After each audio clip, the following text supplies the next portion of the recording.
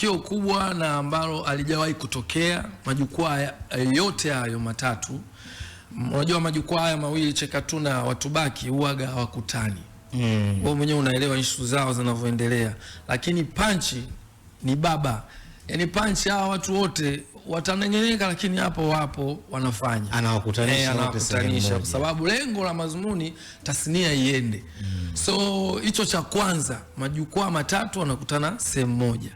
Tutaanza na tarehe 26 25 Block House hapo. Itakuja tena tarehe 26 wanaita nini Kiingereza nacho? Ini ila hichi kibantu Kiingereza hiyo room nini inaitwa hiyo. So ni sehemu ambayo kukutana ya kudiskasi tufanye nini na nini, workshop imenijia kwa workshop. Unajua ukisoma sana Kiingereza sometimes unajisikia vinapotea. Kwa hiyo tunaulizana maswali, tunabadilishana mawazo nchi tofauti tofauti. Tarehe 26 27 pia tunakutana 29 ndo ya Waswahili hapo. Sasa kwa Waswahili hapo kwa Waswahili